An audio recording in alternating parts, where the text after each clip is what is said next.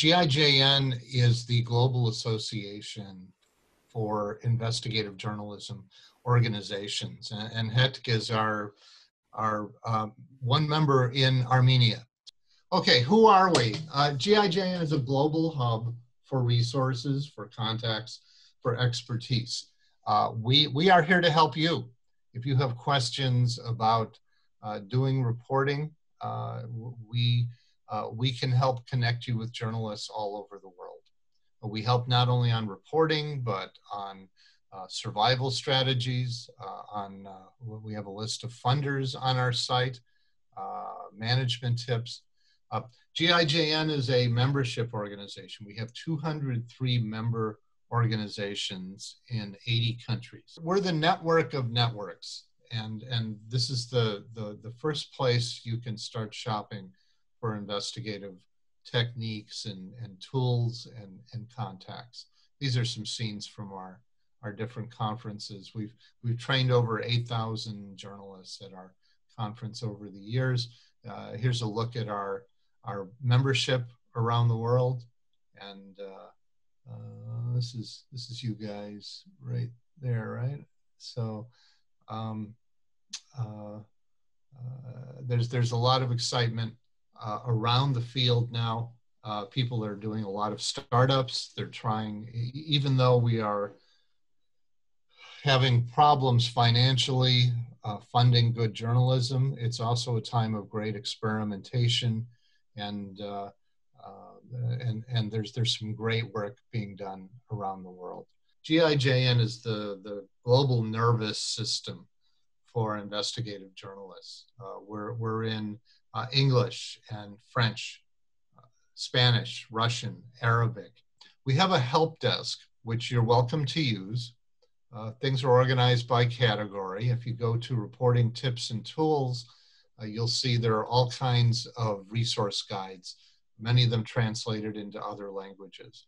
Guides to finding property, to using satellite imagery, to using freedom of information laws, finding data, investigating corruption.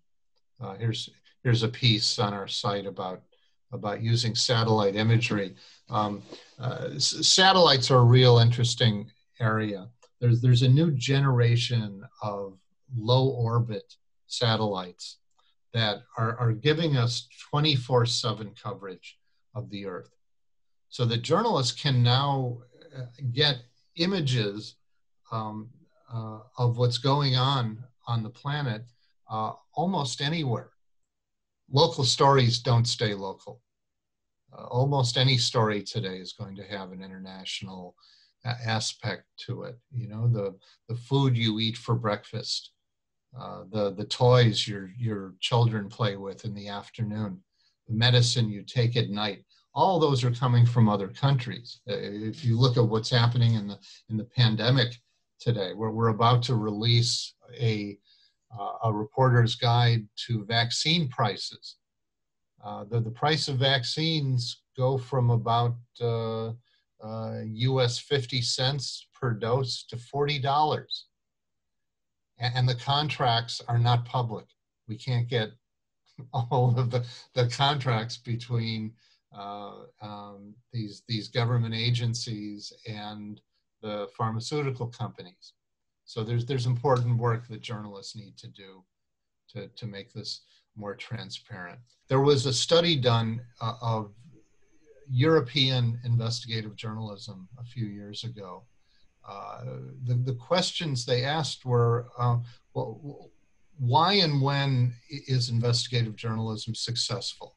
Well, why is it strong in one country and not so strong in another? And they found that the amount of resources and the size of a media organization was not so relevant. There were big papers with lots of resources that did almost no investigative journalism, and there were small outlets that had almost no resources that did terrific investigative journalism. The difference was in leadership and commitment. and in a willingness to take risks. That's the basis of being able to do great investigative journalism. There's a determination to go after people and institutions that have power in our societies, and to ask if they're acting in an accountable way. To be a good journalist is not so hard. You need to know how to ask questions, and you need to know how to write. If you can do those two things, you'll do okay. And then you improve your skills. You know, and as I said, investigative journalism is the advanced course. And you know, I sometimes refer to us as the special forces of journalism. If beat journalists are the regular army, we're the special teams sent out after the hard targets. We use more sophisticated tools, we're better trained, and we go after the most challenging stories. You need to be tenacious. Tenacious means stubborn, determined. You know, look, like everybody, you know, as a reporter, I had my shy days. There were times I didn't want to pick up the telephone. I didn't want to do another interview. And it's hard to be out there all the time. But it's your job. It's like, you know, if you're a plumber, you know, you go out every day and you fix sinks and pipes, and that's your job. If you're a journalist, you go out and you do the interviews. You talk to people. And you assemble facts and verify them and put them into that cohesive whole. That's your job.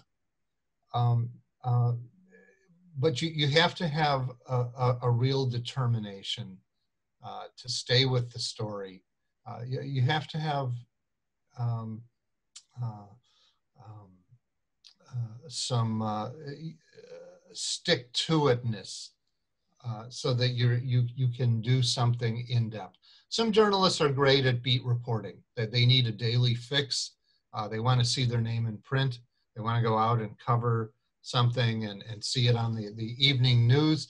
That's okay. That's a very legitimate form of our profession. I always liked going in depth. I wanted to go behind the scenes. I never minded if it was going to take weeks or months to tell the whole story.